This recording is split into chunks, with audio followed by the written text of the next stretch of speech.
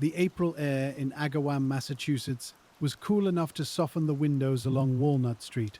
On the evening of April 15th, 1992, Lisa Ziegert was working at Brittany's card and gift shop. The store was the kind of place people entered for small occasions, cards, ribbons, and quiet errands after work. Lisa was 24, a teacher's aide by day, and someone many in town remembered for her warmth. When she did not come home, the first details were ordinary ones, noticed with growing care: a purse left behind, a store not properly closed, a familiar routine broken at its edge. You can imagine the first case file opening under a desk lamp, each statement written down before memory could blur. For years, investigators would return to those early pages, comparing names, preserving evidence, and waiting for science to catch up. The answer would not arrive quickly or loudly, but through patience measured across 25 years.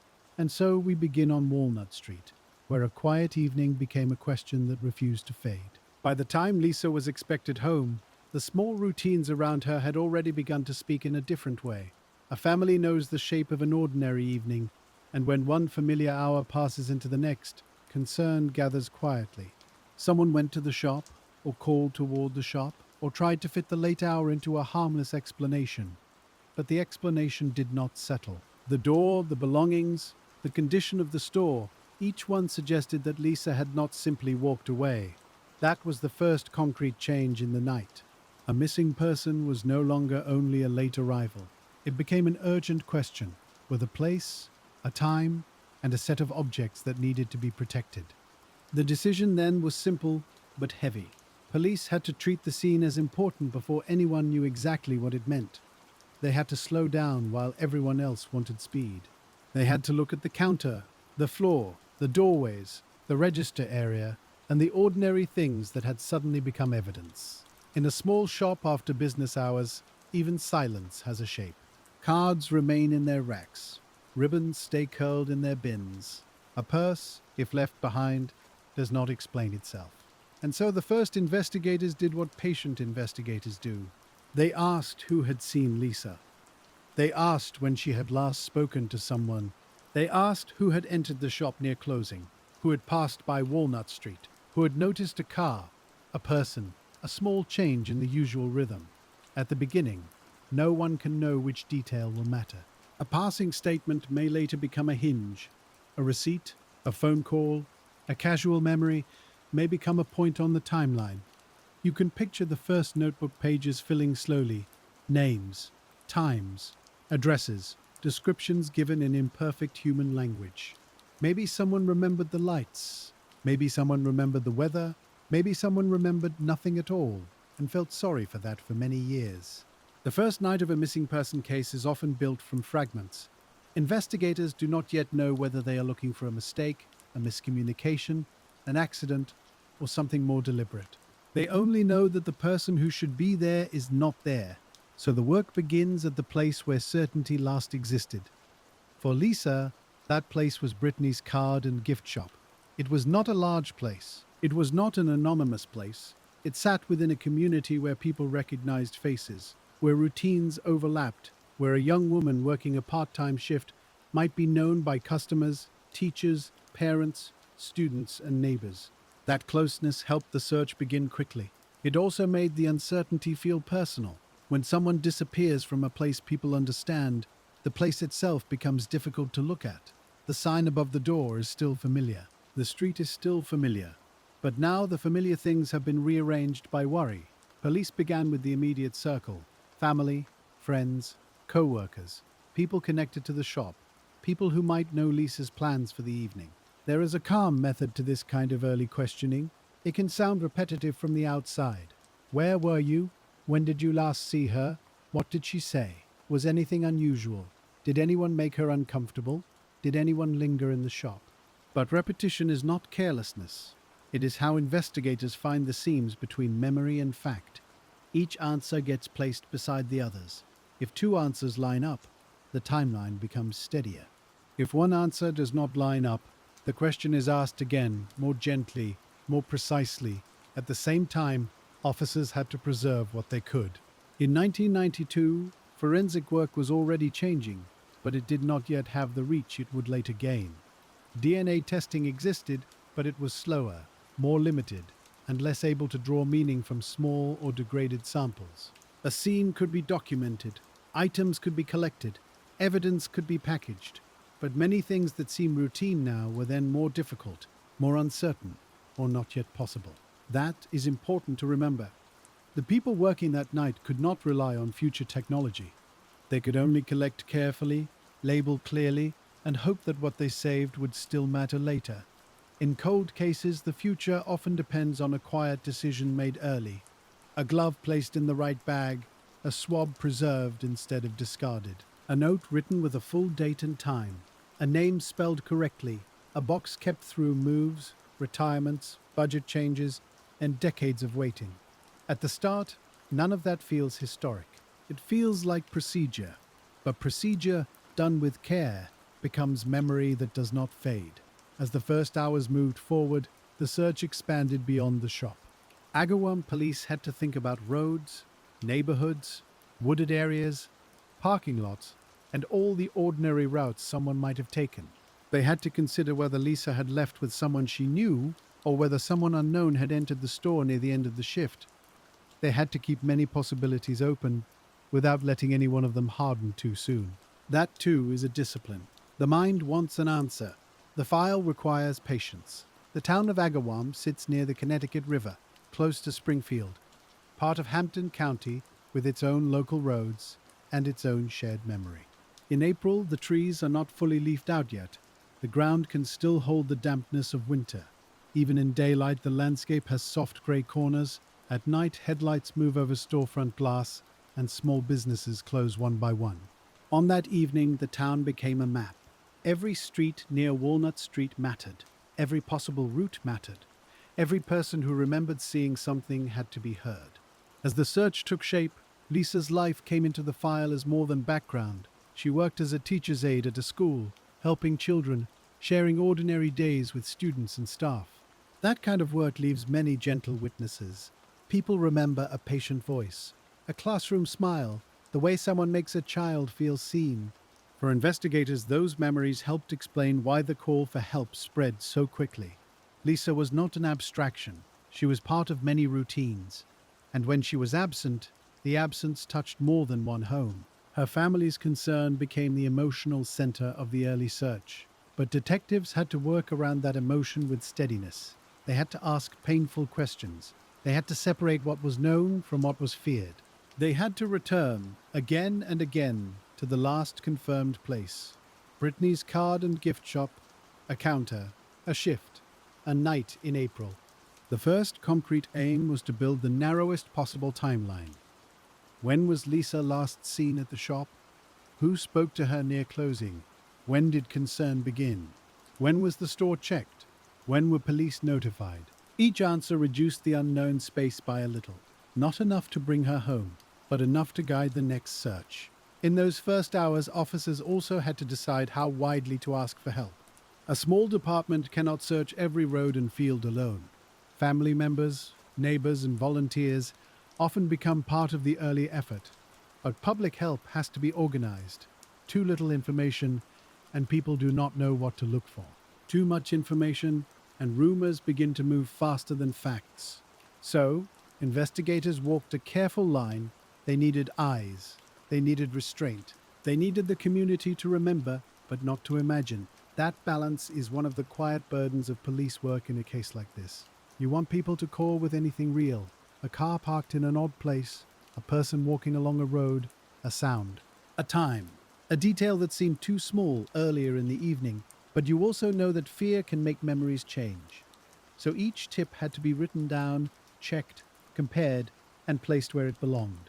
Some leads would fall away quickly, some would remain open, some would wait years before anyone understood them properly. The shop itself remained a fixed point. Investigators would return to it in thought many times.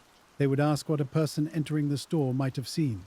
They would ask whether Lisa had any reason to be uneasy. They would ask whether someone could have watched the store, learned its hours, or come in at a quiet moment. They would ask what was normal for a closing shift and what was not. The answers did not come as one large discovery.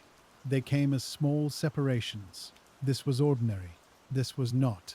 This person had a reason to be there. This person did not. This statement matched. This one needed checking.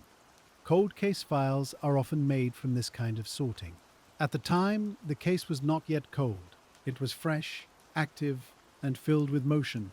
But the habits that would later keep it alive were already forming. Write it down. Save it. Ask again. Do not assume. Do not throw anything away. As the first night gave way to morning, the sense of time changed. The early hope did not disappear, but it had to share space with procedure. Searches became more structured. Officers and volunteers looked through areas where someone might have gone or where something might have been left. Calls came in, statements were taken, people were re-interviewed. The case file grew thicker. There is a particular quiet to a town searching in daylight after a long night. People step carefully. They speak in lowered voices. They look at familiar places with unfamiliar attention. A roadside ditch is no longer just a ditch. A stand of trees is no longer just the edge of a field. A parked car, a path, a clearing. Each may draw the eye. The whole landscape becomes a question. For Lisa's family, those days must have stretched beyond normal measure. Hours in such circumstances do not behave like ordinary hours. They open and close around every phone call. They make room for hope, then fear, then hope again. Investigators see that rhythm, but they cannot let it hurry the evidence. They must keep moving, but not rush. They must follow every lead, but not chase every rumor. By the second day, the case had already widened beyond the shop. Nearby jurisdictions and state resources could be consulted. The Hampton County District Attorney's Office would have an interest as the facts became more serious. Massachusetts State Police had experience and tools that could support local investigators. But even with more help, the work remained basic in the most important ways. Find the last known facts. Search the places connected to those facts. Interview the people connected to those places. Protect the evidence. Keep a record. This is the unglamorous center of patient detective work. No single interview carries the whole case. No single search solves every question. Instead, each action removes a little uncertainty or confirms that uncertainty remains. And in a case that will last for decades, even the unanswered steps matter. They show what was tried. They show why later investigators looked elsewhere. They prevent the file from becoming only a collection of guesses. As days passed, the community continued to help. Lisa's name moved through Agawam not as gossip, but as concern. People who knew her from school thought of the children who had seen her kindness. People who knew the shop thought of the last ordinary purchase made there. People who had never met her still understood that someone's daughter, co-worker, and friend was missing. That shared care became part of the search. It did not solve the case, not yet, but it kept attention from drifting. Attention matters. Many cases fade because people stop looking, or because records are thin, or because the first days were not treated with enough seriousness. Here, the first days were marked by movement. The absence was seen. The shop was examined. The timeline was pursued. The community remembered. Still, the main question remained, where was Lisa? The answer came several days later, and it changed the investigation with a kind of solemn finality. On the 19th of April, 1992, 4 days after Lisa vanished from the shop, she was found in a wooded area in Agawam. The language around that discovery should remain careful. It was a moment of grief, and it turned the search for a missing young woman into a homicide investigation. For her family, it meant that one terrible uncertainty had ended, while another, longer one, had begun. For investigators, it meant the file had to be reorganized around a different purpose. They were no longer only trying to find Lisa. They were trying to find the person responsible. That change affects every page that follows. The shop, the search, the witness statements, the physical evidence, all of it gained a sharper legal weight. A case that had already mattered now had to be built for proof. Not suspicion, not rumor, proof. In the wooded area, investigators documented what had to be documented. They worked with restraint because the scene deserved dignity and because evidence depends on order. They had to decide what to collect, what to photograph, what to preserve, and how to connect the location back to the shop.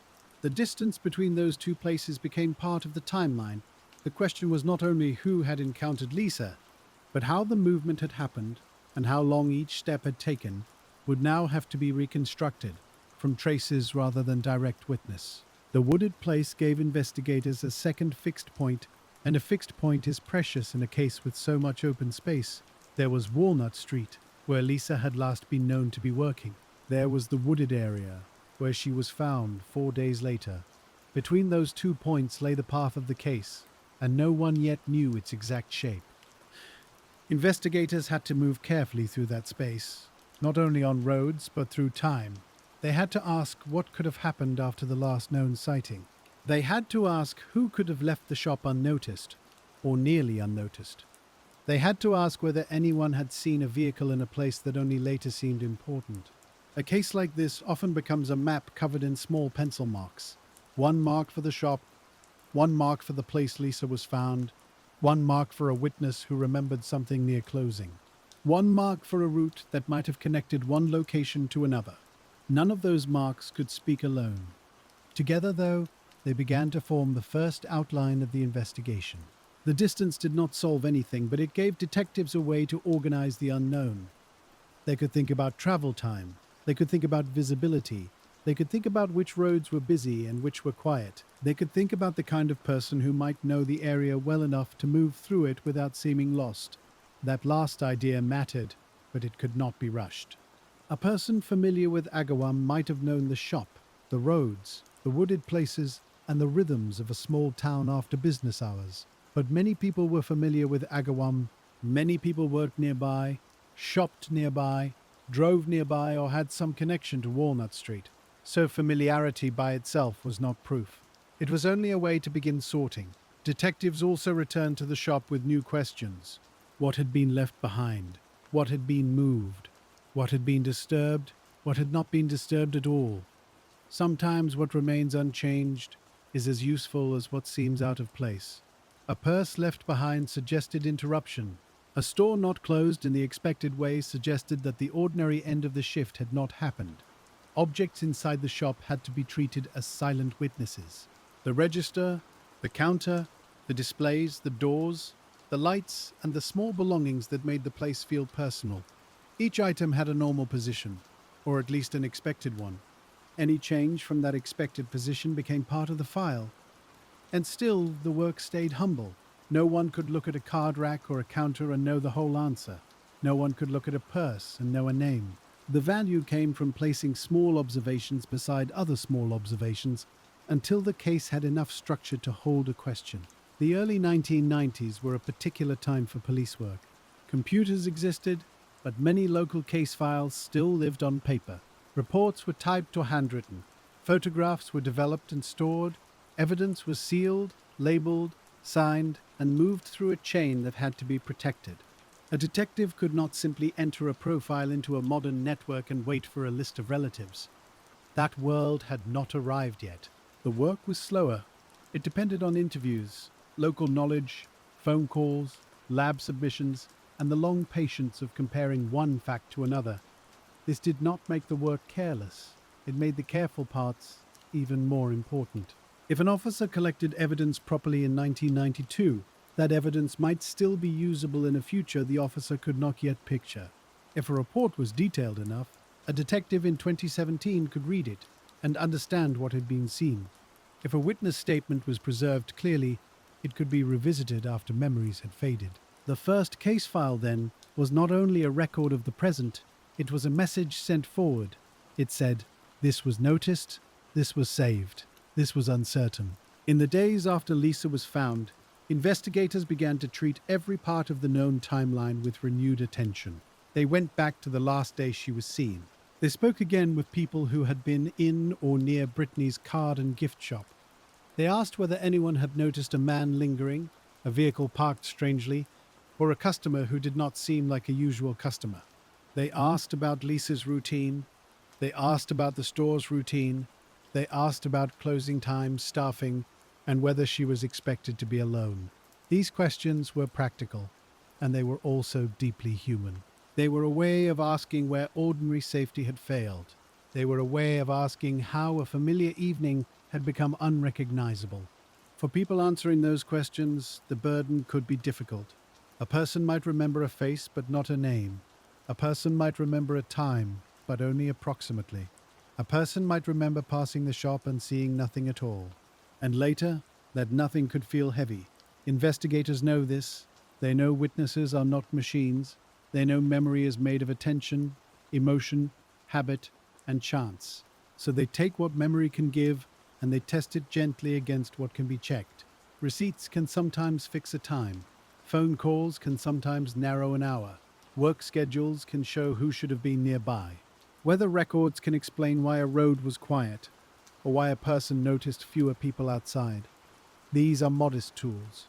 But modest tools, used patiently, can build a strong foundation. At the police department, the file grew. Reports from the shop, reports from the search, reports from the wooded area, lists of names, lists of vehicles, lists of people to interview again. Some details were immediately useful, others were placed aside, not discarded, because their meaning was not yet clear. That distinction is one of the quiet arts of cold case work. A detail that does not help today may help later. A name that seems peripheral may become central when a new fact appears. A sample that seems too limited may become valuable when science improves. So the best investigators make room for the future. They do not know what the future will ask for.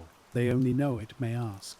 The transition from missing person case to homicide case also changed the legal path. The Hampton County District Attorney's Office became part of the long arc. Massachusetts State Police brought additional investigative experience and forensic coordination. Agawam Police remained close to the community and close to the first facts. Each agency had its own role. Each role mattered. In a case that lasts 25 years, continuity is hard. People retire, people move. Officers change assignments, laboratories change methods, district attorneys change, records move from one shelf to another. Still, the file has to remain itself. It has to remain readable. It has to remain trustworthy. It has to remain connected to Lisa and not become only paper. In those first weeks, investigators followed leads that came from the public. Some were clear enough to check quickly. Some required interviews, background work, or comparison with physical evidence. Some led away from the case. Some circled back toward old questions. This is often how a large investigation feels from inside. Progress does not always move in a straight line. It moves outward, then inward. It tests one possibility, closes it, and makes space for another. It can look from the outside like nothing is happening. Inside the file, though, the work is constant. A person is located, a statement is taken, a timeline is adjusted, a lead is eliminated, an item is sent to a lab. A report comes back. The answer remains distant, but the shape of the non-answer changes. That may sound small, but in patient detective work, every honest exclusion matters. If someone was thought to be near the shop, but later shown to be elsewhere, the file becomes cleaner. If someone seems suspicious only because of rumor, and the rumor is disproved, the file becomes fairer. If a person voluntarily provides information and is ruled out, the unknown space narrows. It may not feel like justice in the moment, but it protects justice from guessing. The early investigation also had to contend with public fear. A young woman had disappeared from a shop in a town where people knew each other. She had later been found not far away. That fact unsettled ordinary life. Parents thought about their children. Workers thought about closing shifts. Shop owners thought about doors, lights, and last customers. A community that once felt predictable now had to live with a question moving through it. Investigators could not remove that question quickly, but they could keep the work steady. They could answer what they could answer. They could ask for help without feeding panic. They could remind people that facts, not fear, had to guide the case. In the background, evidence was being processed. Items collected from the shop and from the later scene were examined by the standards available then. Forensic science had already become important in criminal investigations, but it was not yet the streamlined system many people imagine now. DNA testing in the early 1990s could be powerful. It could also require larger, better preserved samples than later methods would need. It could take time. It could produce information that was meaningful, but not immediately identifying. That was the situation investigators began to face. They had physical evidence that might contain the trace of the person responsible. They had reason to believe science could help. But they did not yet have the kind of database reach, rapid processing, and advanced interpretation that would become possible years later. So they did what they could. They submitted evidence. They compared what could be compared. They preserved what remained. They followed human leads while the science moved at its own pace. Inside those early evidence envelopes was something quiet and important. It was not an answer yet. It was a possibility. A biological trace can feel, in retrospect, like a straight road to a name. But at the time, it was more like a locked door. Investigators could see that there might be something behind it. They did not yet have the right key, or perhaps they had only part of the key. The emerging DNA profile could be used to exclude some people. That was important. If a man was considered a possible suspect and his sample did not match the unknown profile, investigators could often move away from him. This kind of exclusion is not dramatic. It does not create headlines in the same way an arrest does, but it is one of the most meaningful forms of progress in a cold case. It says, not this person. It says, keep looking. It says, the evidence is still speaking, even if it has not said a name.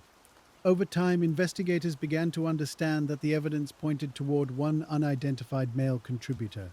That did not solve the case, but it gave the case a center. Instead of only a broad field of possibilities, detectives had a scientific unknown. Somewhere, there was a person whose DNA matched that profile. Somewhere, there was a name that belonged to it. The task became finding the person behind the profile. This is where the investigation changed in a lasting way. Before DNA, the case depended heavily on memory, timeline, behavior, and opportunity. With DNA, it gained a biological anchor. That anchor could not drift with rumor. It could not be persuaded by someone's opinion. It remained what it was, unknown but stable. The strength of such an anchor depends on preservation. Evidence must be stored properly. It must be documented. It must be handled in a way that future courts can trust. If it is mishandled, the truth inside it may lose legal force. So the quiet work of packaging and logging was not separate from the eventual answer. It was part of the answer's foundation. A detective in 1992 might not have known that a later generation would return to the same item with better tools. But by saving it, the detective left the door open. By keeping the chain intact, the detective made future testing meaningful. By refusing to let the file fade into disorder, the agency preserved the possibility of a name. You can imagine the evidence room as a place of controlled stillness.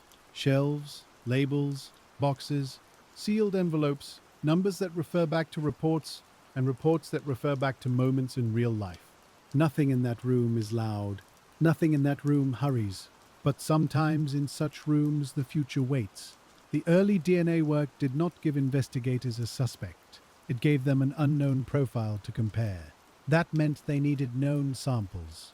They needed samples from men who had a reason to be considered, men connected to the shop, men connected to the area, men named in tips, men whose behavior drew attention, men whose schedules were unclear. Each comparison could either include or exclude. Most would exclude. That is the nature of the work. If one person is responsible, then almost every person examined is not. The patience comes from respecting that fact. Investigators cannot treat exclusions as failure. They are not failure. They are the clearing of the path. Every person ruled out reduces the number of wrong stories that can attach themselves to the case. Every person ruled out protects the investigation from drifting toward convenience.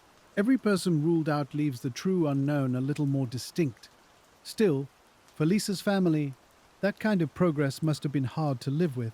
A call from detectives might mean a question, not an answer. A new lead might fade. A name might appear and then be ruled out. Hope could rise carefully, then settle again. The case remained active, but activity is not the same as closure. And so the years began to gather. The first year passed, then another. Anniversaries came in April, when the weather in Agawam began to feel again like the weather of the case. A town remembers through seasons. Spring returns, and with it certain dates. A family remembers through empty places. A classroom remembers a staff member who should have had many more years. A police department remembers through binders that do not close. The Lisa Ziegert case did not disappear. It became one of those cases that people in the region still knew by name: the young teacher's aide, the gift shop, the night in April, the unknown DNA. Those pieces stayed in public memory. They stayed because the case had struck a particular chord. It was local, personal, and unresolved. It was also the kind of case where people sensed that an answer should exist somewhere. Not a vague answer, a name, a person, a connection between the preserved evidence and a living identity. But knowing that an answer should exist is not the same as reaching it. In the years after 1992, detectives continued to work the case in waves. A tip would come in, an anniversary might bring new attention, a new investigator might read through the file with fresh eyes, a lab development might suggest a new test, a person once overlooked might be interviewed again. The case did not move at the same speed every year. Cold cases rarely do. They have seasons of motion and seasons of waiting. But waiting is not always inactivity. Sometimes waiting means evidence is preserved until a method improves. Sometimes waiting means a witness is not ready to speak. Sometimes waiting means a database has not yet grown large enough. Sometimes waiting means the right person has not yet connected the right memory to the right name. The file sat, but it did not vanish. It was read. It was carried forward. It was assigned and reassigned. It became part of the memory of Agawam Police, Massachusetts State Police, and the Hampton County District Attorney's Office. For investigators who stayed close to it, the case was not old in the way outsiders might think. It remained present. A photograph can do that. A statement can do that. A victim's name on the front of a folder can do that. Every time someone opened the file, they were brought back to Walnut Street. They were brought back to the first search. They were brought back to the unanswered profile. And then they had to ask the same practical question: what can be done now that could not be done before? That question is the heartbeat of cold case work. It does not assume the past was careless. It does not assume the present is wiser in every way. It simply asks whether time has changed the tools. In Lisa's case, time did change the tools. DNA analysis became more sensitive. Databases grew. Procedures improved. Forensic interpretation became more refined. What could once only exclude could later guide more actively. What once required a larger sample might later be possible with less. What once produced a profile without a name might later help generate leads. But before those later methods arrived, investigators spent many years doing the work that was available.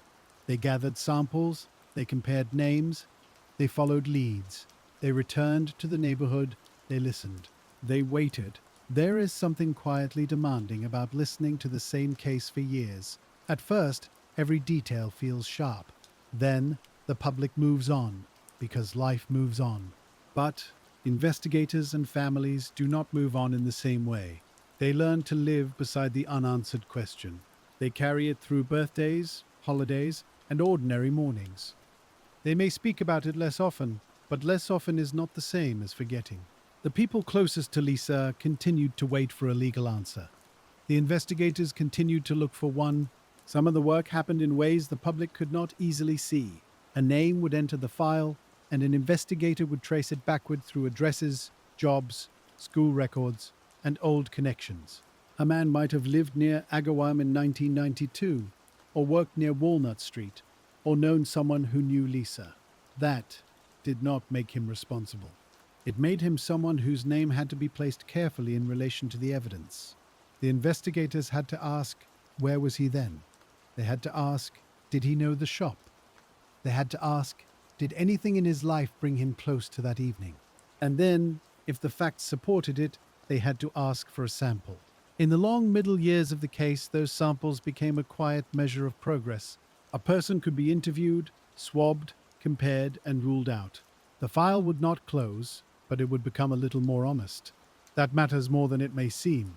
A cold case can gather stories the way an attic gathers dust. Some stories come from fear, some come from old grudges, some come from genuine concern, but still lead nowhere. The DNA profile gave investigators a way to test those stories against something steadier than suspicion. It did not answer everything, but it could say no. And sometimes no is the most merciful word in a case file. No, not this neighbor. No, not this former customer. No, not this person whose name was repeated too many times without enough reason. Each exclusion protected an innocent person.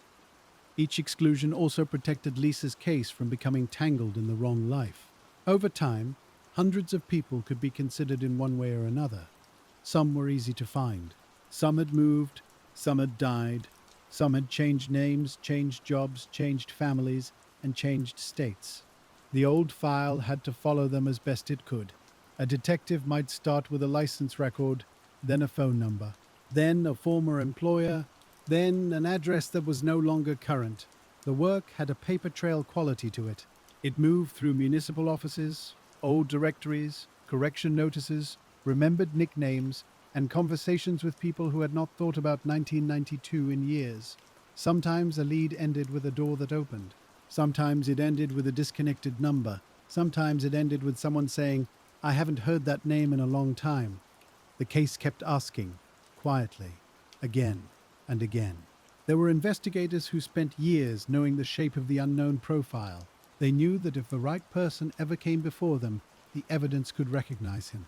That is a strange kind of knowledge to carry. It is precise and yet incomplete. It is like having a key in your hand without knowing which door it opens. The Hampton County District Attorney's Office, Agawam Police, and Massachusetts State Police all had reasons to keep returning to the file. The first reason was Lisa. The second was the evidence. The third was the simple fact that a case with preserved biological material is never truly still. Science changes. A method that is unavailable in one decade may become ordinary in another. A sample once considered limited may later be re-examined with far more care. The file, if protected, can survive long enough for the world around it to improve. That is one of the lessons of the Lisa Ziegert case. The first investigators could not force the future to arrive, but they could make sure the future would have something to work with. They kept the evidence. They kept the reports. They kept the chain of custody. And because they did, later investigators were not beginning from fog. They were beginning from a hard, preserved fact. There was an unknown male DNA profile connected to the case. There was a long list of exclusions. There was a town that remembered. There was a family still waiting. Those four things kept the work alive. The long waiting period was not one empty stretch. It had texture. It had interviews. It had meetings. It had phone calls made after anniversaries. It had tips that came in because someone saw a news story or heard Lisa's name or reconsidered an old memory. Some tips sounded promising at first, then they softened under checking. A man who seemed to fit one part of the timeline did not fit another. Someone remembered a suspicious comment, but it could not be tied to Walnut Street. A person who had acted strangely in one setting turned out to have no connection to Lisa, the shop, or the area. The case required patience not only to keep looking, but to keep letting go. Letting go of a theory can be as important as forming one. It prevents the investigation from narrowing too soon. It keeps the question open enough for the true answer to enter. And in a cold case, the true answer may arrive from a direction no one expects. For the family, the years were not investigative years. They were life years. They were years Lisa should have had. They were years in which children she had helped in school grew older, graduated, moved away, and became adults with their own memories. They were years in which Agawam changed in small ways. Businesses changed. Roads changed. People moved in and out. But the name Lisa Ziegert remained attached to a particular spring night. It remained attached to the gift shop. It remained attached to the hope that someone, someday, would say something that mattered.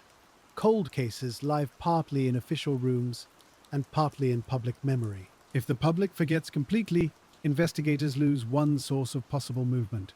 If the file is kept, but no one outside the file remembers, a private memory may never become a tip. So the case had to be held in both places, in records and in people. That is why anniversaries can matter even when they are painful. They bring a name back into the air. They remind someone of a conversation. They place a photograph before people who might have been young at the time, but older now, and better able to understand what they once heard. The passage of time can harm memory. but it can also soften fear.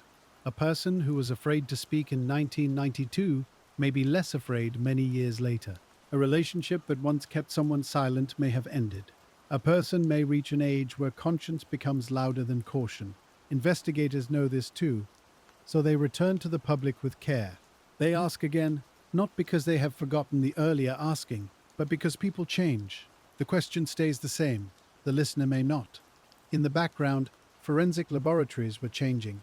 The early DNA methods of the 1990s gave way to more sensitive short tandem repeat testing. Databases became more useful, computer systems became faster. Quality standards became more formal. The language of forensic science became part of ordinary criminal investigation in a way that would have seemed remarkable earlier. For a case like Lisa's, those changes mattered. They meant the unknown profile could be confirmed, refined, and compared with greater confidence. They meant that older evidence might be tested again. They meant that investigators could ask more from the same preserved material. Still, science did not remove the need for human work. A lab can compare a known sample to an unknown profile. It cannot decide which person in a town's old memory should be sampled next.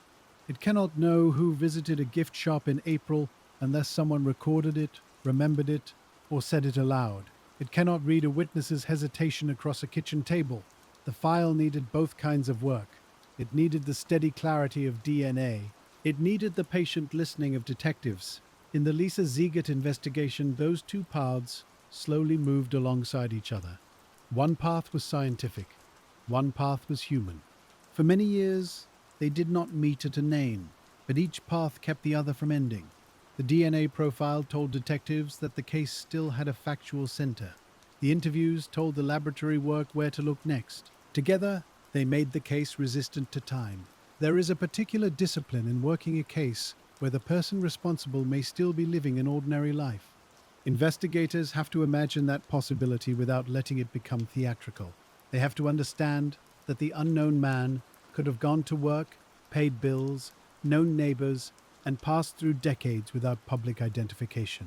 He could have been close to the case geographically, or only close to it for a short period. He could have been someone whose name was already in the file. He could have been someone whose name had never been written down. Every possibility had to remain open. That is why the exclusions were so important. They narrowed the field without pretending to finish the work. A detective could look at a list and see names crossed off, not carelessly, not dismissively, but with documentation. Sample obtained, compared, excluded. Lead closed. Those simple words carry a lot of labor. They mean someone was found. They mean someone was asked. They mean paperwork was completed. They mean lab time was used. They mean the case stepped around one wrong answer and kept going. From outside, it may have looked as if years passed without news. Inside the investigation, the case continued to breathe. Slowly, unevenly, but still. Detectives retired with Lisa's case still in their minds. New detectives inherited binders and learned the old sequence of names. Prosecutors came into office and had to understand what had been done before them. Lab personnel changed, but the evidence remained. The file passed from hand to hand. Each person had to be careful not to break the thread. Continuity is not automatic in a case that lasts a quarter of a century. It has to be chosen. Someone has to say, this one still matters. Someone has to make room in a schedule. Someone has to read the old reports slowly enough to catch what others may have missed. Someone has to know when to ask for new testing. Someone has to call the family, not with false certainty, but with respect. That respect is part of the investigation. It does not appear in a laboratory result. It may not appear in a court document. But it shapes how a case is carried. The family should not have to wonder whether the file is lost in a cabinet. They should know that Lisa's name is still known. They should know that if a new tool becomes available, someone will think of her. This is what cold case units, formal or informal, try to do. They make a promise across time. Not that every case will be solved. No, one can promise that. But that a case will not be abandoned simply because it has become old. In Lisa's case, the scientific clue made that promise stronger. The unknown DNA profile was like a small light left on. As long as it existed, there was something specific to seek. Not just a story, not just a theory. A match. Years passed, and investigators continued to ask for comparisons. In some cases, men voluntarily gave samples because they wanted to be excluded.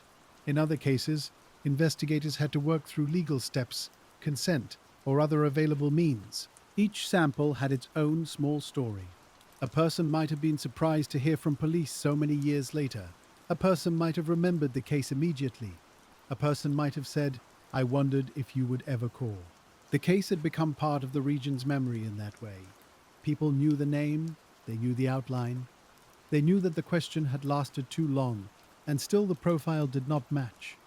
Again and again, the comparison came back as an exclusion. The investigators were not empty-handed. They were building a map of where the answer was not. It is difficult work because it does not satisfy the public desire for a clear development. There is no simple headline for another person ruled out. But every correct exclusion is an act of precision. And precision is the opposite of panic. It is the opposite of rumor. It is the quiet heart of patient justice. At some point, the case became both older and more promising. Older because the distance from 1992 grew wider every year. More promising because forensic science was becoming capable of asking new questions. That combination is common in solved cold cases. Time takes away some things. It takes away easy witness access. It takes away the fresh edges of memory. It takes away people who might have spoken if only someone had known to ask them sooner. But time also gives. It gives new tools. It gives new databases. It gives new ways of looking at the old evidence. It gives people the chance to reconsider what they know. The investigator's task is to use what time gives while acknowledging what time has taken. That is a careful balance. It requires humility. No one can go back to Walnut Street on the evening of April 15, 1992. No one can preserve every passing glance that was not recorded. No one can retrieve the exact tone of every voice in the first interviews. But if the evidence was saved, the case still has a voice, a quiet one, a scientific one that does not remember in the human way, but remains in its own fixed form. As the 2010s approached, more cold cases around the country began to be re-examined with new forensic strategies. Some involved retesting old samples, some involved searching larger offender databases, some involved looking for familial connections, some involved using genetic information to estimate physical traits. These tools were not magic. They did not replace investigation. They produced leads. A lead is not proof. A lead is a direction. A lead still has to be checked against records, timelines, geography, statements, and admissible evidence. In Lisa's case, that distinction would become important. The new tools could point. They could not by themselves complete the case. The preserved evidence still had to connect to a person in a way that would stand in court. The old timeline still mattered. The old interviews still mattered. The first collection decisions still mattered. Nothing was erased by the arrival of new science. Instead, the new science rested on top of the old work. Like a second page laid carefully over a first page, you can still see the original lines beneath it. In the years before the breakthrough, investigators and prosecutors began looking for ways to give the unknown profile more meaning. They had a biological identity in the narrow sense. They had a set of genetic markers that could be compared, but they did not have a face, a name, or a place to begin outside the already explored suspect pool. The question became, what else can this profile tell us? Not a full portrait, not certainty, just something more. A clue to appearance, perhaps. A way to ask the public to look again. This is where DNA phenotyping entered the story. It is worth slowing down here because the word can sound more certain than it is. DNA phenotyping is a method that looks at parts of genetic material associated with visible traits. It may estimate things like eye color, hair color, skin tone, ancestry, and sometimes face shape probabilities. It does not produce a photograph. It does not show exactly what a person looked like on a particular night. It cannot account for age, weight changes, hairstyle, facial hair, injury, illness, or the 1,000 choices people make about appearance. But it can generate an image that suggests possibilities. It can help investigators say to the public, the unknown person may have looked something like this. That can be useful when the case is old and the suspect pool is wide. It can make an abstract profile feel more concrete. It can move a memory that has been sitting quietly in someone's mind. District Attorney Anthony Guluni, along with investigators working the case, became part of the renewed push to use newer forensic tools. By then, Lisa's case had been unresolved for more than 2 decades. The old methods had not been abandoned, but the old methods had reached the edge of what they could do alone. The decision to try newer analysis was not a sudden leap. It was the next careful step. The evidence had waited. The science had changed. The case was still asking for a name, so investigators turned again to the preserved profile and considered what more could be learned. The public release of a DNA-based composite brought Lisa's case back into a different kind of light. For people who remembered 1992, the image was unsettling in a quiet way.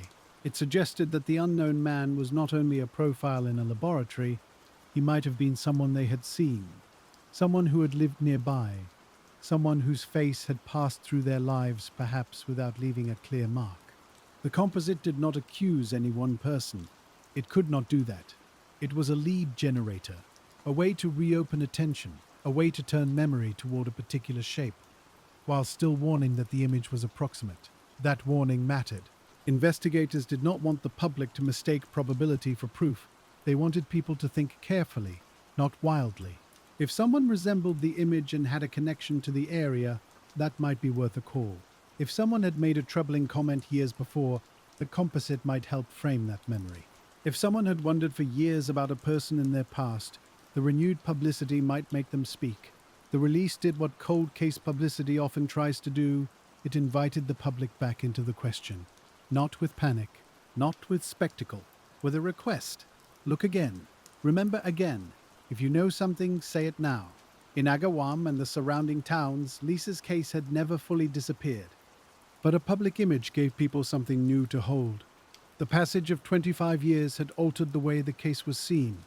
People who were children when Lisa died were now adults. Some had become parents themselves, and they understood, in a different way, what Lisa's family had carried.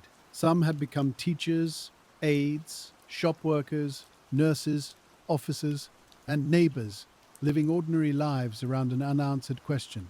The image did not bring back the spring of 1992, but it placed the old case into the present again. It gave people a reason to look at old yearbooks, old photographs, and old memories with a little more care. A face generated from DNA is not the same as a face seen clearly. Investigators knew that, and they tried to explain it plainly. It was a tool, not a verdict. It was an invitation, not an accusation. The composite suggested broad traits, and it helped narrow the way people thought about the unknown profile. But the profile still needed a name, and a name, in a case like this, cannot be guessed into place. It has to be supported, step, by records, by statements, by geography, and finally, by the science itself. So the investigators continued the careful rhythm they had followed for years. A tip would come in, a name would be written down. Someone would look for the person's connection to Agawam, to Walnut Street, to the gift shop, or to Lisa's daily life. If there was enough reason, the name would move further into the file. If there was not enough reason, it would be kept, noted, and placed where it belonged. That may sound simple, but it is not simple when the file has lived for more than 2 decades. People have moved away. Businesses have closed. Phone numbers have changed. Some addresses exist only in old public records. Some memories are attached to first names, nicknames, or partial descriptions. A person may say, "I think he worked near there." Another may say, "He had a car like that." Another may say, "He mentioned the case once, but I don't remember when." Each sentence has to be treated gently and then tested. The investigators could not let the new composite create a rush toward the wrong person. They had spent too many years ruling people out to abandon that discipline now. The point was not to fill the silence quickly. The point was to find the truth that could survive careful examination. In cold casework, renewed attention can be both helpful and difficult. It brings calls from people who truly want to help. It also brings uncertain memories, mistaken identifications, and old fears that may have no connection to the evidence. The task is to welcome the first without being swallowed by the second. So, investigators listened. They listened to people who had known Lisa. They listened to people who had worked in Agawam. They listened to people who had lived near the shop. They listened to people who had once known men who resembled the image. Some callers were sure, some were hesitant, some apologized for calling so late, after so many years. But late information can still matter. A person may need 25 years to understand the weight of something they were told. A person may need 25 years to feel safe enough to speak. A person may need 25 years to connect one private memory to a public case. That is why investigators kept the door open. They knew the answer might not arrive as a single dramatic discovery. It might arrive as a conversation. It might arrive as a person deciding, at last, that something should be said. By the middle of the 2010s, District Attorney Anthony Gallooni had made the case part of a visible cold case effort. He spoke publicly about using new science. He stood with investigators and reminded the public that Lisa's case was still active. Those public moments mattered because they showed continuity.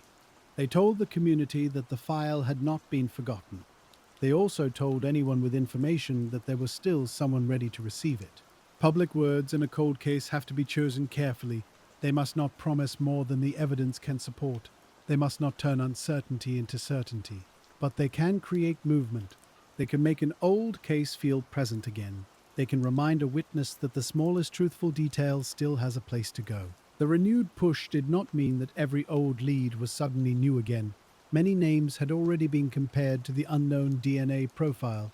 Many had already been excluded. But the new image and the new publicity reached people who may not have been reached before. It also reached people in a different season of life. A young woman who once heard a confession-like comment might now be older, steadier, and more willing to speak. A former partner might no longer feel bound by loyalty or fear. A friend might remember a troubling story differently after seeing the case again. Cold case investigators understand that time changes relationships. It changes what people are willing to carry alone. And sometimes, when the burden becomes too heavy, the information moves. In September of 2017, something finally shifted. A woman contacted authorities with information about a man named Gary E. Shara. The name did not close the case by itself. It entered the file the way any serious lead must enter a file, as a claim that required checking. That is important.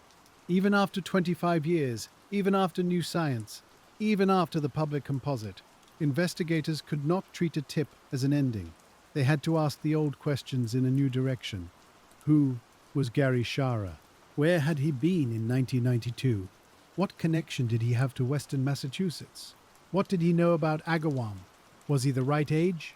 Was there anything in his life that placed him near the region when Lisa disappeared? And most importantly, could his DNA be compared to the profile preserved from the case? The lead was significant because it came with information that investigators could not ignore. But significance is not the same as proof. A person can be named in a tip for many reasons. Some reasons are truthful. Some are mistaken. Some are shaped by conflict, emotion, or fear. So the investigators had to slow the moment down. They had to protect the case from excitement. They had to return, as they always had, to evidence. Gary Shara was connected to the area at the time of Lisa's death. He had lived in Western Massachusetts. He was not a stranger to the broader geography of the case. He was also close in age to the unknown person investigators had long imagined from the timeline and the evidence. Those facts made the lead worth pursuing. They did not make it complete. The next steps required quiet coordination among agencies that had carried the case for years. Agawam Police, Massachusetts State Police, and the Hampton County District Attorney's Office had to move together. They had to locate Shara. They had to secure the information they needed. They had to compare his biological profile with the unknown profile that had waited for a name since the early 1990s. The file, after so many years of exclusions, had reached another comparison. But this one carried a different weight. You can imagine the old evidence in a laboratory setting again, not as a relic, but as something still active. The profile had been there for years. It had said no to many names. It had kept the investigation honest. Now it was being asked another question. Is it this man? That question is simple when spoken aloud. In practice, it depends on years of work beneath it. It depends on proper collection in 1992. It depends on preservation. It depends on chain of custody. It depends on the ability of later analysts to interpret and compare the data. It depends on investigators obtaining a reliable known sample from the person now being examined. It depends on every small step being done in a way that can be explained later, calmly, in court. When people hear that DNA solved a case, they sometimes imagine a single machine producing a name. But in Lisa's case, as in many cold cases, the machine was only part of a much longer human structure. The evidence had to be recognized as important. It had to be saved. It had to be tested. It had to be compared against hundreds of wrong possibilities. It had to be revisited when new methods emerged. It had to be tied to a lead that came through a person willing to speak. Only then could the science do its most direct work.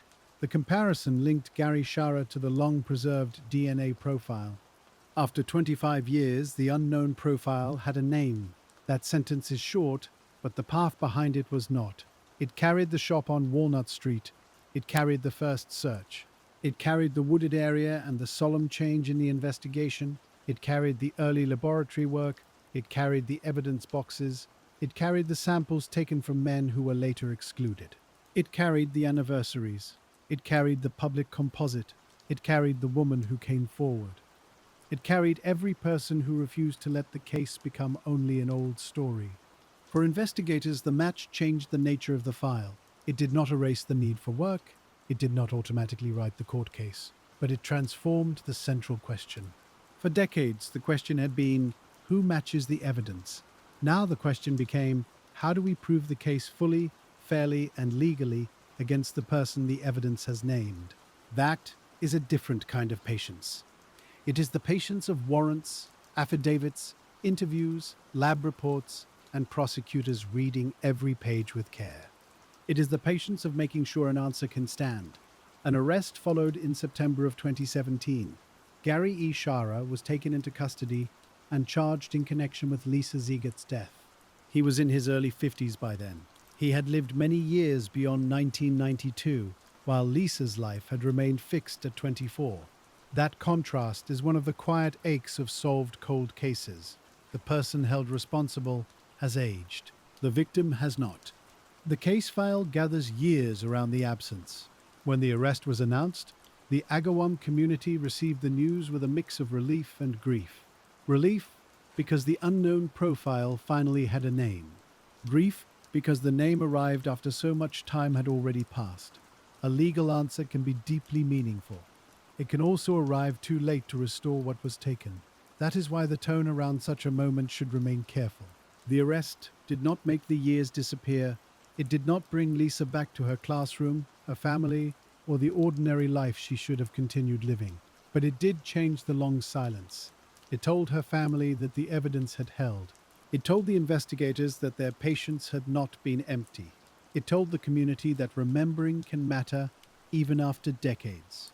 District Attorney Guluni spoke about the arrest as the result of persistence, science, and continued cooperation. That was not just formal language. It reflected the actual structure of the case. No single person had carried it alone. No single method had solved it alone. The early responders had a role. The detectives who built the first file had a role. The investigators who revisited old leads had a role. The laboratory analysts had a role. The prosecutors who kept the case active had a role. The public had a role. And the woman who contacted authorities in 2017 had a role that became crucial. In the days around the arrest, many people in Agawam likely thought back to where they had been when Lisa disappeared. Some may have remembered seeing missing posters. Some may have remembered conversations in kitchens, schools, or workplaces. Some may have remembered the feeling of being careful at night in ways they had not been before. An arrest in a cold case can reopen communal memory. It brings back the original fear, but also the original care. It reminds people that the past was not sealed away. It had been waiting, stored in files, evidence envelopes, and private recollections. For Lisa's family, the news had a more intimate weight. They had lived with the absence every day. They had lived through years when each possible lead could raise hope. They had endured the distance between public attention and private grief. When the arrest came, it was not just a headline. It was a moment that entered a family history already shaped by loss. There is no simple way to describe what that kind of news feels like. It may bring relief, it may bring sorrow, it may bring anger, it may bring exhaustion. It may bring all of those things at once. Investigators who work long cases understand that families do not receive answers as cleanly as case files do. A report can say match, a court can say guilty. But a family has to absorb what those words mean after years of waiting. They have to carry the answer into rooms where the unanswered question once lived. They have to decide what to do with the space that remains. That human work is not visible in the official timeline, but it matters. It is part of the aftermath of every cold case resolution. Once Shara was arrested, the case moved into the legal system. That meant the file had to be translated from investigation into prosecution. The evidence had to be organized for court. The DNA findings had to be explained clearly. The chain of custody had to be ready for examination. The original scene documentation had to be reviewed. Witnesses had to be located again if they could be. Old statements had to be compared with current statements. Prosecutors had to decide how to present a story that began in 1992 and reached forward into 2017. A court case is not simply a retelling. It is a structured presentation of admissible facts. Some details that matter emotionally may not matter legally. Some details that matter legally may seem small to the public. The prosecution had to connect the preserved evidence to the charges. It had to show why the DNA match mattered. It had to place Shara in relation to Lisa, the shop, the timeline, and the broader fact. It had to do all of this without relying on the mere fact that the case was old and painful. Courts require proof. That requirement is part of justice. It protects the accused, it protects the integrity of the conviction, and it protects the victim's case from being resolved in a way that cannot endure. So even after the arrest, patience remained necessary. There were hearings, there were filings, there were discussions about evidence. There were legal decisions made outside the public's daily attention. For the community, the arrest may have felt like the end of the mystery. For the attorneys, investigators, and family, another chapter had begun. It was quieter than the public announcement. It was made of documents, deadlines, motions, and preparation. The long file had to become a case that could be heard in court. That process required going back through the first pages again. The first responders' observations mattered. The condition of the shop mattered, the timeline mattered, the evidence collection mattered, the early DNA work mattered, the later retesting mattered. The phenotyping mattered as part of the investigative path, though it was not the same as proof of guilt. The 2017 tip mattered. The known sample and comparison mattered. Everything had to be placed in its proper role. That is one of the challenges in a case solved after many years. The public may remember the newest development most clearly. But the newest development depends on the oldest work. If the shop had not been treated seriously, the later case might have been weaker. If evidence had not been preserved, the later match might never have existed. If investigators had not excluded others over the years, the file might have been cluttered with unresolved suspicion. If the case had not been publicized again, the tip might not have come when it did. Each step carried the next. The courtroom preparation had to honor that sequence. For prosecutors, there was also the task of making the science understandable. DNA evidence can sound absolute to a layperson, but courts require explanation. Where did the sample come from? How was it handled? How was the profile developed? What comparison was made? What was the statistical meaning of the match? What safeguards were used? Were there any limitations? A jury, if the case went to trial, would need to understand not just the conclusion, but the path to the conclusion. That requires experts. It also requires translation. The scientist may speak in terms of alleles, loci, probabilities, and population data. The courtroom needs those words made plain without making them less exact. That is a quiet responsibility. A complicated fact can be weakened if it is simplified too much. It can also be lost if it is explained only in technical language. So the attorneys had to prepare a way to tell the story of the evidence with care. They had to show that the unknown profile from 1992 was not a rumor in scientific clothing.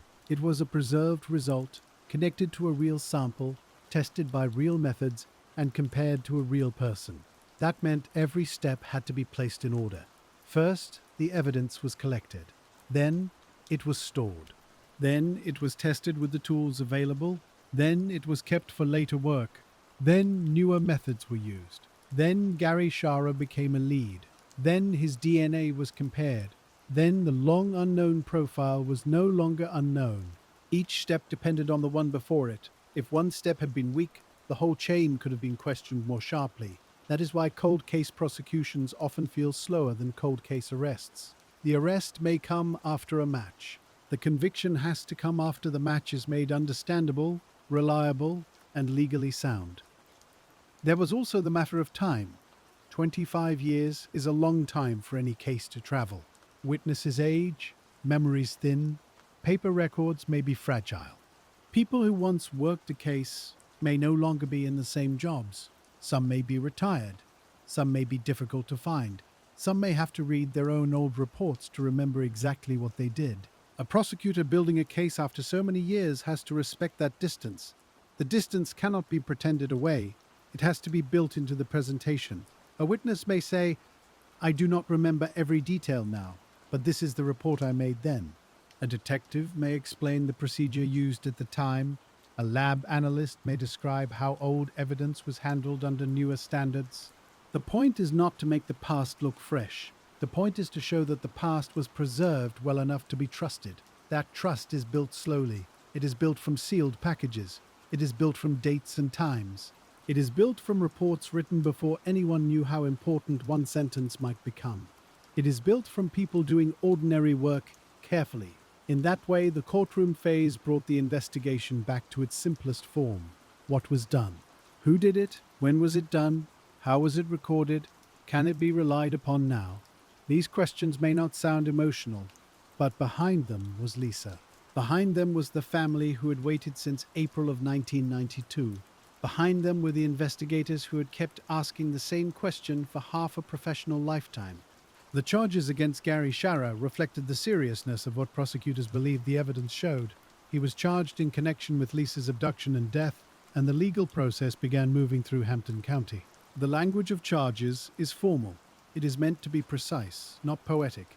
It names what the law must prove, and it sets the boundaries of the case. For families, that formal language can feel both necessary and cold. It gives shape to accountability, but it cannot carry the full weight of a life. No indictment can describe a person's laugh. No charge can explain what a classroom lost. No court filing can hold all the ordinary mornings that never happened. Still, the legal words matter. They are how a society says that a harm will be named in public. They are how evidence is brought before a judge. They are how a case moves from investigation into judgment. After the arrest, Shara's name appeared in public reports, no longer as an unknown man in a profile, but as the defendant. That change was significant. For decades, the case had been organized around absence. An absent woman from a gift shop, an absent name from a DNA profile, an absent answer for a family and community. Now the file had a person attached to it. But even then, the process did not become simple. The defense had rights. The prosecution had burdens. The court had rules. The evidence had to be tested not only in a laboratory, but in the structure of law. That is how it should be. A solved cold case is not solved because people feel it is solved. It is solved when the proof survives the process created to test it. That process can be slow, it can be frustrating. It can feel too procedural for something so personal, but procedure is what allows a legal answer to stand when the public attention moves away again. For Lisa's family, each hearing may have carried its own weight. There is the weight of seeing the accused person in court. There is the weight of hearing Lisa's name spoken in legal phrases. There is the weight of waiting again, even after the long wait was supposed to be over. Cold cases can make families wait in layers. First, they wait for a name. Then they wait for charges. Then they wait for hearings. Then they wait for a plea or trial. Then they wait for sentencing. Each stage gives something. Each stage asks for more patience. Investigators, too, had to adjust to this new kind of waiting. For years, they had been searching outward. Now, they were preparing inward. They had to gather what they already knew and place it into a case that could be presented clearly. They had to answer questions from prosecutors. They had to revisit the evidence log. They had to make sure witnesses were found and informed. They had to anticipate what might be challenged. They had to explain why certain decisions had been made in 1992 and why those decisions remained reliable decades later. This kind of preparation is not dramatic. It is careful. It is file by file, page by page, box by box. It is the late middle of a cold case when the answer has appeared, but the official record still needs to catch up. And in that work, the old investigators and newer investigators meet across time. A report from the first week becomes useful to a prosecutor in 2019. A label on an evidence envelope becomes part of a chain that leads to a DNA explanation. A note from an interview, taken years earlier, helps establish that a lead was checked and ruled out. The case becomes a conversation between decades. 1992 speaks. The early 2000s answer. The 2010s listen again. Then the court asks everyone to speak in order. There is a kind of dignity in that order. It does not restore what was lost, but it prevents the story from becoming loose and distorted. It keeps the focus on proof. It keeps the focus on Lisa. As prosecutors prepared, they also had to consider whether Shara had made statements that could be used in court. Public reporting around the case described information from a woman who had contacted authorities, including statements attributed to Shara. Such information could be important, but it still had to be handled carefully. A statement is not simply repeated because someone says it exists. Investigators have to ask when it was made. They have to ask to whom it was made. They have to ask whether it can be corroborated. They have to ask whether physical evidence supports it. They have to ask whether it is admissible under the rules of evidence. In this case, the DNA match gave the reported information a very different weight. A statement alone can be uncertain. DNA alone can identify a contributor, but still must be placed within a full case. Together, when properly supported, they can become much stronger. That is another reason the 2017 tip mattered. It was not merely that a name was given, it was that the name could be tested against evidence that had waited for 25 years. The file did not have to accept the tip on trust. It could ask the preserved profile. The profile answered. And after that, prosecutors had to decide how to place the tip, the match, and the earlier investigation into one coherent legal account. A coherent account is not the same as a perfect account. No case after 25 years can recover every missing moment. There may always be parts of the timeline that remain private, lost, or known only to the people directly involved. But law does not require every imaginable detail to be known. It requires the elements of the charges to be proven to the required standard. That distinction matters. Families often want to know everything. Investigators often want to know everything. Communities often want the final blank spaces filled in. The courtroom may answer the legal questions while leaving some human questions untouched. That does not make the legal answer meaningless. It means the legal answer is one kind of truth, not the whole of grief. As the months passed after Shara's arrest, the case continued through this careful legal channel. There were appearances, there were discussions, there were preparations. There was, as there often is, waiting. Waiting after an arrest can feel different from waiting before an arrest. Before the arrest, the question is whether the unknown will ever be named. After the arrest, the question becomes whether the named person will be held accountable. The emotional center shifts, but the strain remains. The family still has to listen for news. The investigators still have to work without rushing. The attorneys still have to guard the record. The community still has to sit with the past being reopened. For Agawam, the case had become part of local history, not the whole history of the town. Not the only story people knew, but a lasting one. People who passed the old area of Walnut Street could remember the gift shop. People who worked in small stores could imagine the quiet of closing time. People who had children in the school system could remember that Lisa had spent her days helping young students. Her life was not defined only by the case, but the case had fixed her name in public memory. That is one of the hard contradictions in cold case storytelling. To seek justice, people must speak about what happened, but to honor the person, they must also remember the life before it. Lisa Ziegert was not only the subject of a file, she was a daughter, she was a sister, she was a friend. She was a young woman who worked with children. She was someone whose absence was noticed immediately because she belonged to people. That belonging is why the file mattered. That belonging is why the evidence was preserved. That belonging is why the case was still being worked when newer tools finally arrived. In a courtroom, the victim's life may appear in limited ways. A photograph, a name, a family statement, a description of work and age. But outside the courtroom, a life is held differently. It is held in stories. It is held in habits. It is held in the way people say her name after many years. The investigators understood that, even if their job required technical language, they were not only matching DNA, they were answering a family's long question. They were answering a town's long question. They were answering the quiet promise made in 1992 when the first evidence was collected and the first reports were written. That promise was not spoken as a grand vow. It was made through work. It was made through returning to the file. It was made through calling people again. It was made through taking one more sample. It was made through trying one more test. It was made through asking the public to look again. And now, in court, that promise had to become a record. The legal record has its own texture. It has docket entries. It has motions. It has dates. It has appearances before a judge. It has filings made by attorneys on both sides. It has orders and continuances. It has formal language that can seem distant from the human story beneath it.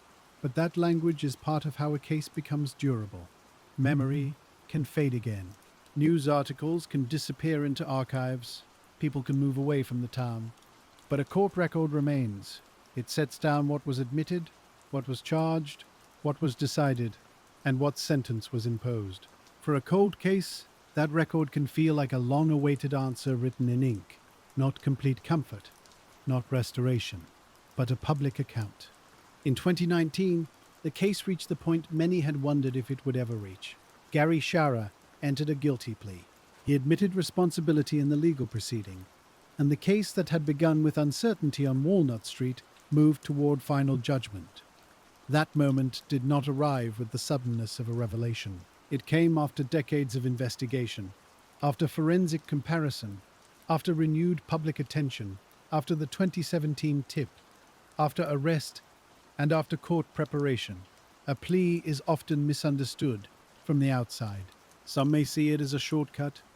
Some may see it as the moment that removes the need for trial. But in a case like this, the plea is also the product of the evidence that made trial possible. It means the prosecution's case had reached a point where the defendant chose to accept guilt rather than proceed through a contested trial. It means the family was spared some of the public testimony that might have come with trial. It means the court could move to sentencing. And it means, in law, that the central question of responsibility had an answer. The plea did not explain every private thought. It did not give Lisa back the years she was denied. It did not undo the fear that moved through Agawam in 1992. It did not erase the long seasons of waiting. But it changed the official status of the case. It was no longer an unresolved homicide with an unknown profile. It was a prosecuted case with an admitted defendant. That distinction is large. For 25 years, investigators could say they believed the evidence would someday name someone. After the plea, the court record could say that someone had been held responsible. The sentence was life in prison without the possibility of parole. Those words are severe, and they are meant to be. They mark the law's response to a life taken and a family left waiting for decades. They also mark the end of one legal path. There would be no question of release through parole. There would be no ordinary return to public life. The sentence placed Shara's accountability into the record in the strongest continuing form available for the conviction. For Lisa's family, sentencing offered a chance to be heard. Victim impact statements, when given, are not evidence in the old investigative sense. They are something else. They are the human record. They allow family members to speak about what the case meant beyond the lab reports and legal elements. They may speak about absence. They may speak about missed birthdays. They may speak about the kind of person Lisa was. They may speak about the long uncertainty. They may speak about what it meant to wait through year after year. Those words belong to the family. They are not meant to solve the case. They are meant to tell the court what the case has done. There is a quiet power in that. For so long, the investigation had required others to speak for Lisa through evidence, reports, and public appeals. At sentencing, those who loved her could speak directly to the harm left behind. They could bring the courtroom's attention back from the defendant to Lisa. They could remind everyone that the case was never only about identifying a perpetrator. It was about a young woman whose life mattered. It was about the space she left in a family and a community. It was about the patience required to hold her memory through years when no one could promise an answer. The judge's role at sentencing was different from the investigator's role. The judge did not reopen the investigation. The judge accepted the plea, considered the law, and imposed the sentence. The courtroom, for that moment, became the place where the long file met the public authority of the state. That phrase may sound formal, but it is simply how a community, through law, says that what happened will not remain unanswered. It had taken a generation to reach that point. Children who were in school when Lisa worked as an aide had become adults. Investigators who were early in their careers had become senior officers or retirees. Forensic tools that were new or limited in 1992 had become central to the resolution. The case had outlasted many ordinary cycles of attention. It had outlasted changing administrations, changing technologies, and changing lives. And still the evidence remained. That is one of the strongest lessons in the case. Evidence does not care how much time has passed. If it has been preserved well, it does not grow tired, it does not forget, it does not become embarrassed by delay. It waits until someone can ask the right question in the right way. But evidence cannot preserve itself. People have to do that. People have to collect it. People have to store it. People have to protect it from contamination, loss, and neglect. People have to remember that a box on a shelf may hold the future of a case. In Lisa's case, those people did their part across many years. The early responders could not know the exact path ahead. They could not know that DNA phenotyping would later become part of the investigative story. They could not know that a public composite might help renew attention. They could not know who would come forward in 2017. They could not know that a guilty plea would finally arrive in 2019.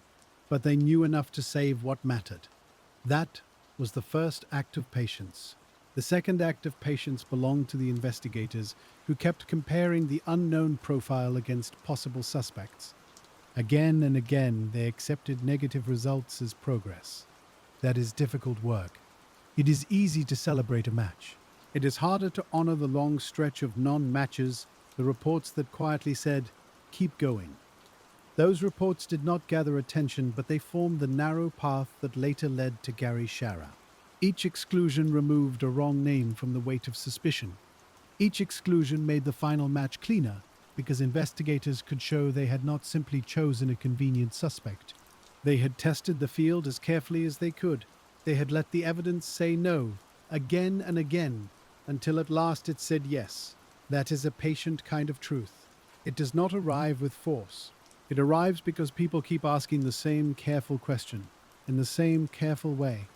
Is this the person? No. Is this the person? No. Is this the person? Yes. And when that yes came, it carried the authority of every no before it. The plea in 2019 also carried the authority of years. It was not separate from the early search, or the evidence room, or the public appeals. It was the legal shape of all that patient work.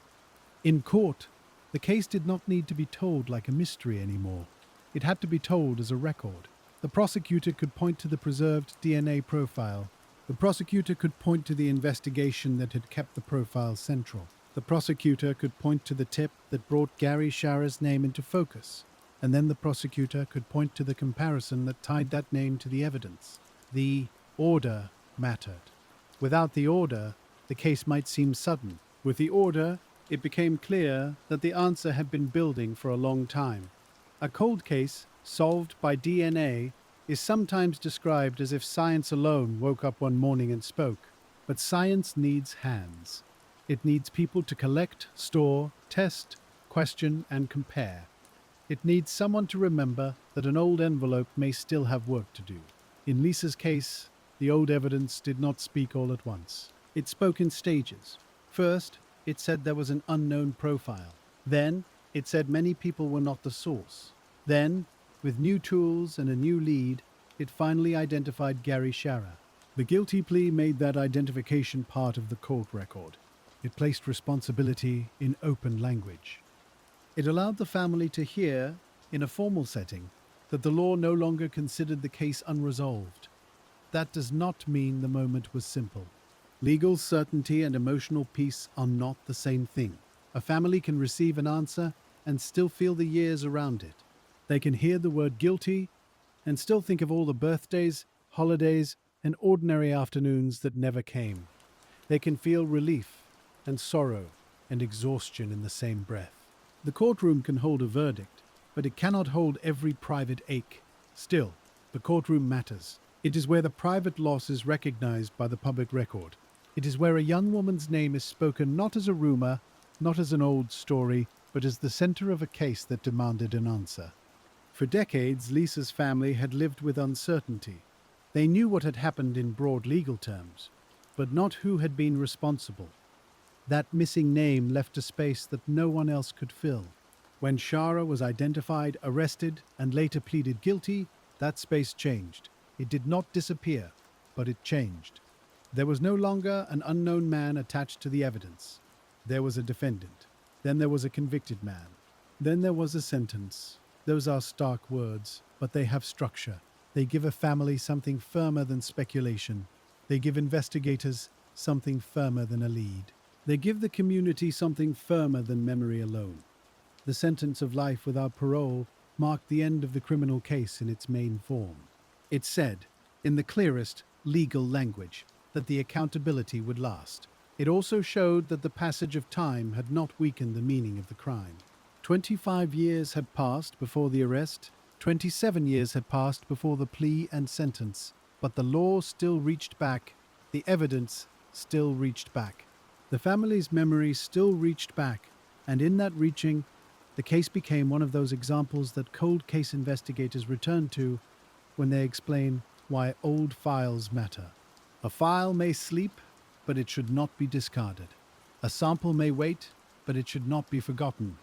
A witness may stay silent for years, but the door should remain open. There was no single miracle in the Lisa Ziegert case. There was a chain, a shop scene treated seriously, a search organized quickly, evidence preserved, a DNA profile developed, suspects compared and excluded, public memory maintained, new forensic tools considered, a DNA-based composite released, a woman coming forward, a suspect identified, a match confirmed, a prosecution prepared, a guilty plea entered, a sentence imposed. Each link looks simple when placed in a list, but each link contained people making decisions under pressure, or under fatigue, or under the weight of years. That is what patient detective work really is. Not one grand insight, many small acts of not giving up. When District Attorney Anthony Gallooni and investigators spoke after the resolution, they pointed to persistence. That word can sound ordinary, because it is used so often. But in a cold case, persistence has a very specific meaning. It means opening the file when there is no new headline. It means calling a lab to ask what newer methods might be possible. It means reading old witness statements for the 5th or 6th time. It means asking whether a name crossed out years ago was crossed out for the right reason. It means keeping enough humility to say, maybe we can learn something now that we could not learn then. Persistence also means accepting the limits of each era. The investigators in 1992 did not have the tools of 2017. The investigators in 2017 could not return to 1992 and gather what had been missed. Each generation of the case had to work with what it had. The first generation compared and excluded. The later generation used new science and renewed public attention. Together they formed one investigation. That continuity is not easy. A case can become fragmented over time. A report may sit in one place, an evidence log in another, a witness memory in another. If no one keeps the pieces connected, the file can lose its shape. Lisa's case kept its shape because enough people continued to understand what each piece meant. They understood that the shop on Walnut Street was not only a location, it was the last known place where ordinary life could be clearly traced. They understood that the wooded area was not only a discovery site, it was the place where the investigation became a homicide case. They understood that the DNA profile was not only a lab result, it was the strongest fixed point connecting the unknown person to the evidence. They understood that the public still had a role. Someone outside law enforcement might hold the name that science needed. That is exactly what happened. The lead that named Gary Shara came through a person who chose to contact authorities. Investigators then did what they had always done. They did not accept the information as enough by itself. They checked it. They placed it beside the old evidence. They asked the preserved profile to answer. And when the profile matched, the tip became part of a much stronger whole. This is why cold case publicity has to be handled with care. A public appeal can bring in noise. It can bring guesses. It can bring mistaken certainty. But it can also reach the one person whose memory, conscience, or private knowledge matters. The composite image based on DNA did not solve the case alone. It did something quieter. It brought the case back into view at the right moment. It reminded people that the file was still open. It made the unknown person feel less abstract. It may have helped create the conditions in which information finally moved. That is often how progress happens in old cases, not from one source, from pressure applied gently from several directions. Science presses from one side, memory presses from another. Conscience presses from another. For a long time, nothing seems to move. Then, one day, a door opens. The door that opened in 2017 led to court. And court, in turn, led back to Lisa. That may sound strange because court records often focus on the defendant. They list charges, counsel, appearances, motions, pleas, and sentences. But the moral center of the proceeding was always Lisa. The case existed because her life mattered. The evidence mattered because it spoke for her. The years of investigation mattered because her absence had never become acceptable. When family members speak in court, they often restore that center. They bring the legal room back to the person whose name is on the file. They remind everyone that a case is not only a technical success, it is a response to a life interrupted. Lisa was 24. That age stayed fixed in the public memory of the case. 24 is young enough that many parts of a life are still opening. Work, friendships, plans, new directions, ordinary chances. She worked with children during the day, which tells us something about how she spent her time. She also worked at the gift shop, a place built around small human gestures. Cards for birthdays, cards for sympathy, cards for gratitude. Cards for holidays, small gifts chosen for someone else. There is something especially tender about that setting. A card shop holds the language people use when they do not know what to say alone. It holds ordinary affection in paper form. It holds reminders that people mark one another's lives. That was the place from which Lisa disappeared. And for many in Agawam, that contrast stayed painful. The place was ordinary. The hour was ordinary. The person was known. Then the ordinary pattern broke. The investigation that followed was an attempt to put meaning and accountability around that break. It could not restore the pattern, but it could refuse to let the break remain nameless. The 2019 plea gave the case an answer in law, but even a solved case can leave questions behind. Some are practical questions. Some are emotional questions. Some are questions about missed opportunities that no one can answer fully. Could the name have surfaced earlier? Did someone know more in the 1990s than they were willing to say? Were there small signs that only made sense later? Could a different tool, if it had existed sooner, have shortened the wait? These questions often remain around cold cases, even after conviction. They do not always lead to new legal action. They are part of the human aftermath.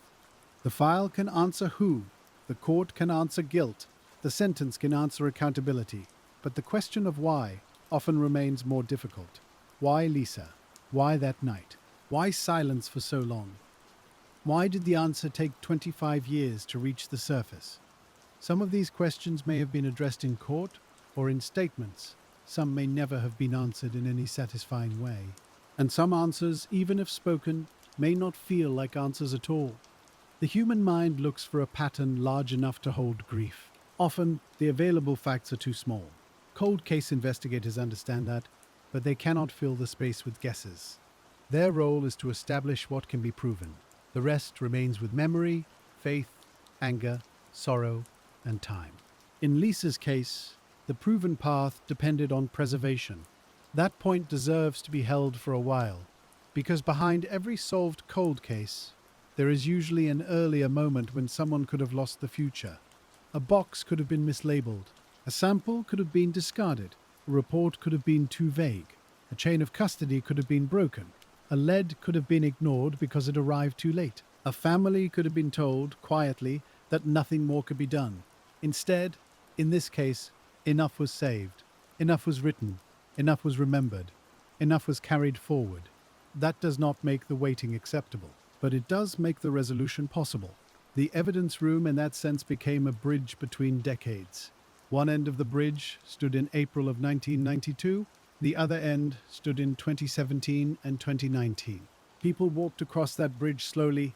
Some walked across it as detectives, some as prosecutors, some as forensic analysts, some as family members, some as members of the public who remembered Lisa's name and decided the old question still mattered. Every person crossed with a different burden. The analyst carried method, the detective carried uncertainty, the prosecutor carried proof, the family carried love and loss, the community carried memory. Together they brought the case to the point where the law could speak. That is the part of the story that can be useful beyond this one case. Not comforting exactly, but useful. It shows that old evidence should be treated as potential future evidence. It shows that a negative lab result is not necessarily the end. It shows that new technology works best when old procedure was careful. It shows that public appeals can matter when they are tied to specific, responsible requests. It shows that families may wait longer than anyone should have to wait, and still, an answer can come. It also shows that patience is not passive. Patience is sometimes imagined as sitting still. In an investigation, patience is active. It is choosing not to force the wrong answer. It is choosing to keep records in order. It is choosing to ask one more question without turning that question into an accusation. It is choosing to let the evidence decide. The investigators in Lisa's case had to resist the pressure of time in both directions. In the beginning, time pressed them to move quickly. They needed to search, interview, collect, and preserve. Later, time pressed them in another way. It could have suggested that the case was too old, too difficult, too worn by failed leads. They had to resist that too. They had to believe that old did not mean over. When the final legal answer came, it proved that belief was not empty. But it did not make the earlier years less real. The family still lived them. The town still lived them. The investigators still carried them. A case solved after 25 years is both a success and a reminder of delay. It gives accountability. It also shows the cost of not having accountability sooner. Both truths can exist at once. That balance is important in telling Lisa's story gently. We should not turn the resolution into a neat ending too quickly. The legal file reached an answer, but the human story continued around that answer. Family members still had to wake up the next morning. They still had to live in a world where Lisa was gone. They still had to decide how to carry a grief that now had a name attached to it, but not a remedy.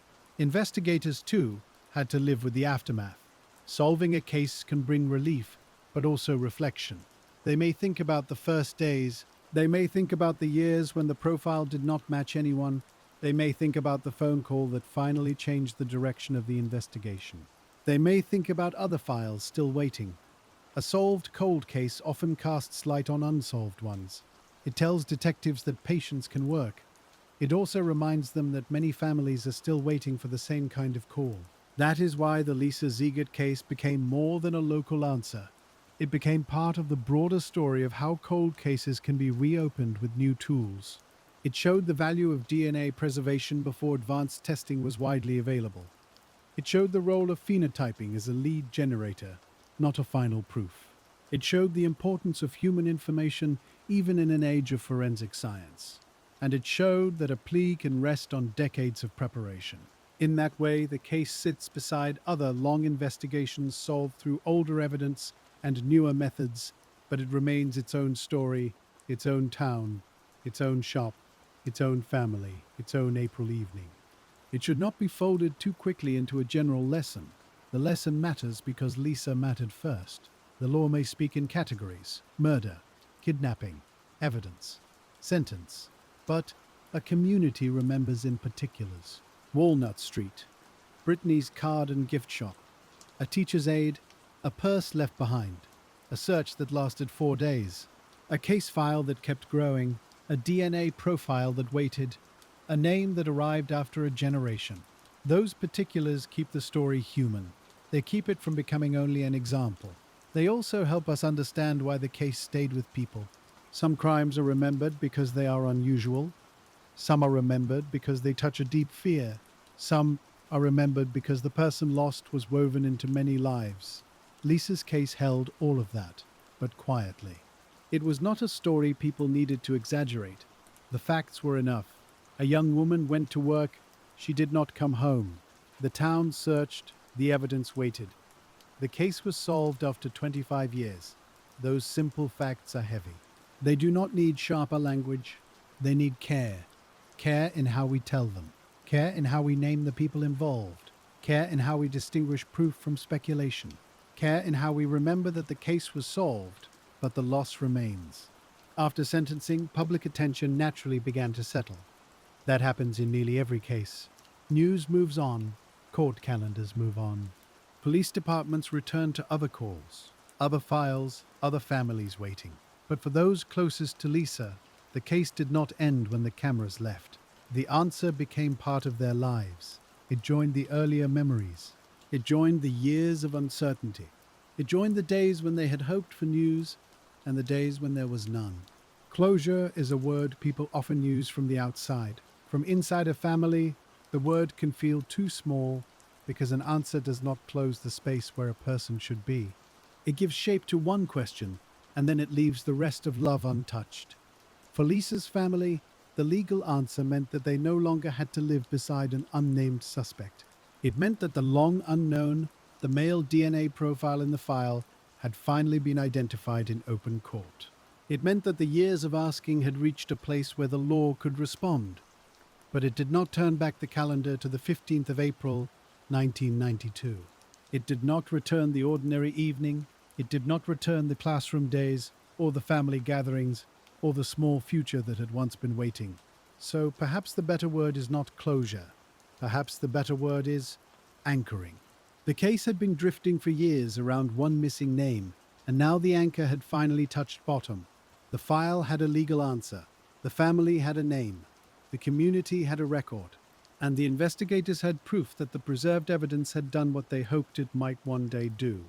That is a quiet kind of resolution, and it deserves to be understood slowly. Because when a cold case is solved after 25 years, the final answer is not one moment, even if the public remembers it that way. It is the sum of many moments that were easy to overlook.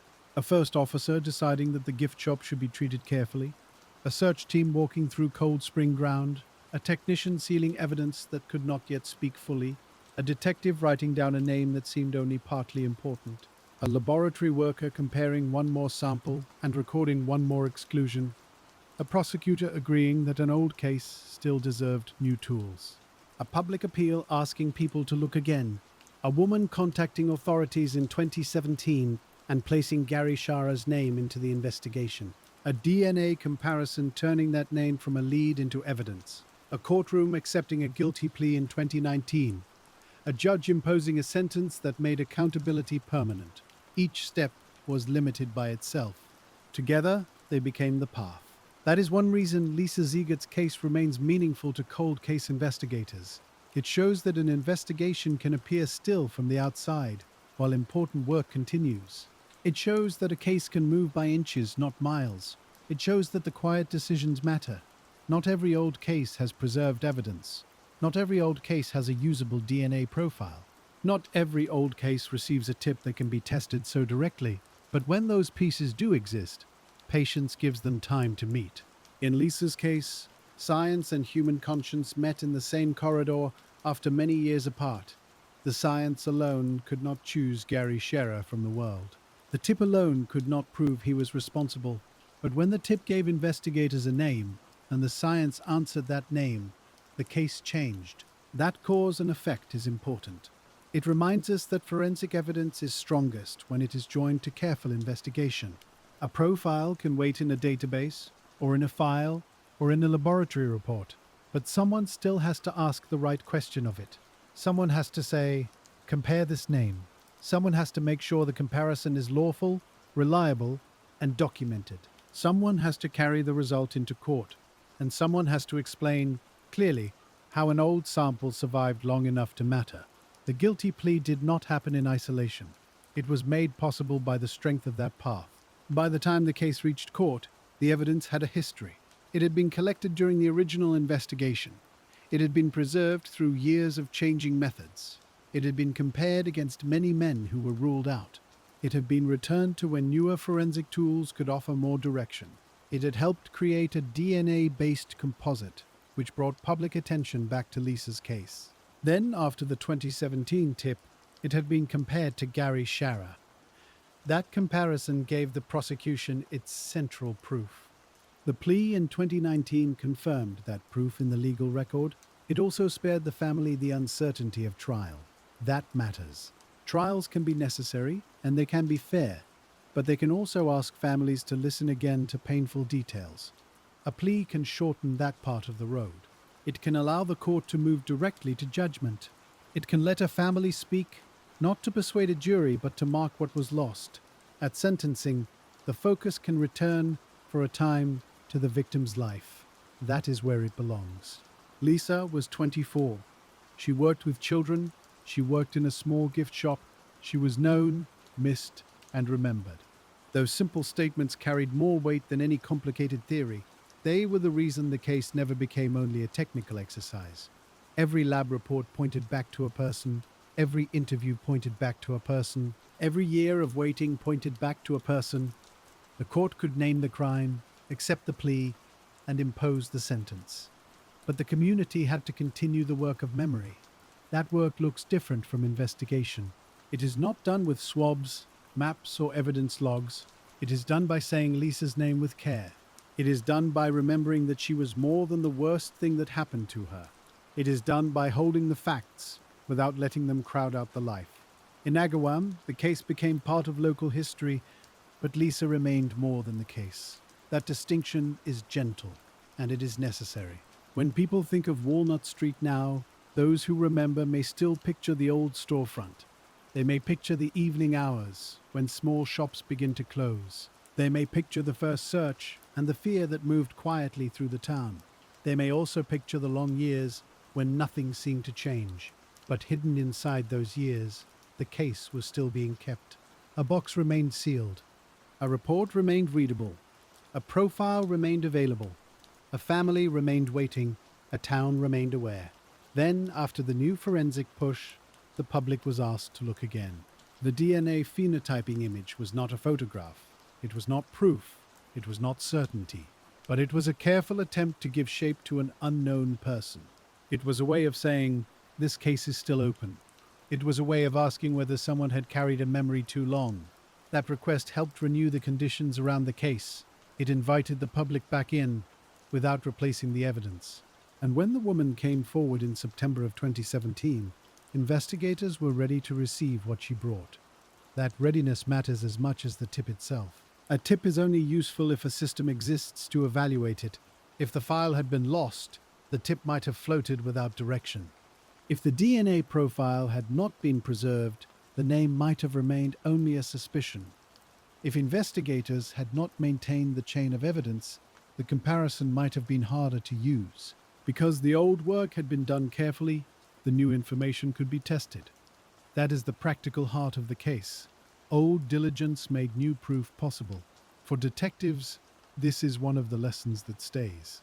The report you write today may be read by someone who has not yet joined the department. The evidence you package today may be tested by a scientist using tools not yet invented. The witness statement you preserve today may be the only clear memory left after 20 years. The case you cannot solve today may still be solvable if you leave enough truth for the future. That is not a promise that every case will reach an answer. It is only a reason to keep faith with the work. Faith, in this sense, is not a dramatic feeling. It is a habit. It is showing up to the file. It is asking what can be done now. It is accepting that some days produce only exclusions. It is knowing that an exclusion is still a clean, useful result. It is letting the evidence say no without becoming discouraged. It is letting the evidence say yes only when the yes is real.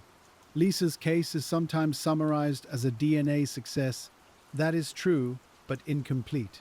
It was also a record-keeping success. It was a persistent success. It was a public memory success.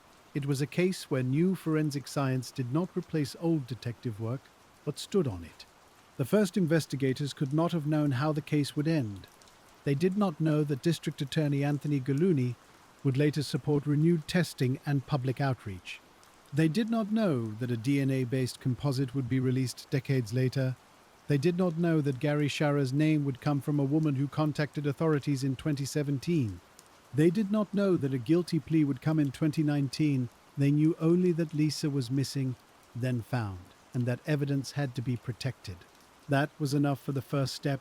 Sometimes in old investigations, the first step is the most important one. Not because it solves the case, but because it preserves the possibility of solving it. The rest may come much later. It may come after retirements. It may come after scientific advances. It may come after witnesses age into courage. It may come after a community has almost learned to live with not knowing. Then, quietly, the old file asks to be opened again. In Lisa's case, when it was opened again, there was still something there. That fact should not be passed over quickly. There was still something there. A profile, a chain, a memory, a name waiting to be tested.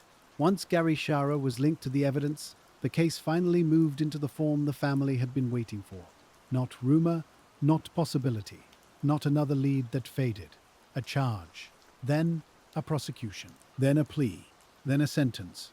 The progression was legal, but it was also emotional. Each step took the case farther from uncertainty. Each step made the public record clearer. Each step told Lisa's family that the question they had carried was no longer being carried alone. And yet, even after all of that, some silence remains. It is not the silence of an unsolved case. It is a different silence. It is the silence around the private reasons that may never feel understandable.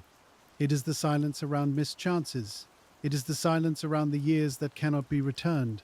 It is the silence around the word why. The legal system can answer who, and it can answer what consequence follows. It can say guilty, it can impose life without parole. It can preserve the facts in a record that future readers may find. But it cannot always make sense of senseless harm. It cannot always give a family the explanation their grief deserves. That is why the final pages of a solved cold case can still feel unfinished. They are answered and unfinished at the same time. The file has a conclusion. The life does not. Lisa's life continues only through memory now, through family stories, through the children she helped, some of whom may still remember her kindness, through the community that held her name across more than 2 decades, through the investigators who learned from her case and carried that lesson into other files, through the evidence that waited and finally spoke. That is a form of endurance. Not the endurance anyone would choose, but endurance nonetheless. When we look back over the full arc, the case begins with ordinary details. A spring evening, a part-time shift, a gift shop on Walnut Street, a family expecting Lisa home. Then the details become evidence. The purse, the store, the timeline, the search, the wooded area, the first file. Then the evidence becomes a question. Who left the unknown DNA profile? Who could be excluded? Who still remained? Then the years pass. Interviews, samples, anniversaries, retirements, new tools, new public appeals. Then the question becomes a face, imperfectly estimated through phenotyping. Then the face helps call memory forward. Then a woman speaks. Then Gary Shara's name enters the file. Then the DNA comparison answers the name. Then the court answers the case. The shape is clear now, but it was not clear while people were living it. That is often true. We understand cold cases backward. The final match makes earlier decisions look inevitable. But they were not inevitable. They were choices made under uncertainty. That makes the patience more meaningful. People did not preserve evidence because they knew exactly how it would solve the case. They preserved it because it might matter. People did not keep following leads because they knew which one would work. They followed them because Lisa deserved that effort. People did not release the composite because it would guarantee an answer. They released it because it might reach someone. And it did. That small word, might, is the working word of cold cases. It might matter, it might help, it might be enough, it might not be over. In Lisa Ziegert's case, after 25 years, might became proof. Then proof became a plea, then the plea became a sentence. and the sentence became the final legal line in a long public record. But beyond the record, there is still the quieter line, the one held by family and community, the one that says, Lisa was here, she mattered, she was loved, she was remembered, and when the answer took too long, people kept looking anyway. That may be the most human part of the story. Not the technology, not the courtroom, not even the final match. The most human part is that people continued to care across time. They cared when the case was new, they cared when it was old, they cared when the leads failed. They cared when the science was not yet ready. They cared when the file had to wait. And because they cared, the file was still there when the right lead arrived. So now, if you imagine the case file resting closed, it is not forgotten. It is simply answered in the way the law can answer it. The name Gary E. Shara is attached to the evidence. The guilty plea is part of the record. The sentence is part of the record. The work of those 25 years is part of the record too. Still, the file does not contain everything. No file ever does. It cannot contain the full measure of Lisa's life. It cannot contain every private grief. It cannot contain every memory held by those who loved her. It cannot contain the future she should have had. It can only hold the facts that were gathered, the proof that survived, and the answer that finally came. That is enough for law. It is not enough for love. And so the story settles in two places. One place is firm, a court, a plea, a sentence, a name. The other place is softer, a town in April, a small shop, a young woman remembered, a family that waited longer than any family should. Both places are true. Both remain. And if there is a final lesson here, it is not loud. It is simply this. Keep the evidence. Keep the record. Keep the door open. Keep listening when someone finally speaks. Because sometimes, after many quiet years, an old file still has one more thing to say. And sometimes, even when the law has answered, the gentlest unanswered question remains, resting in the space around why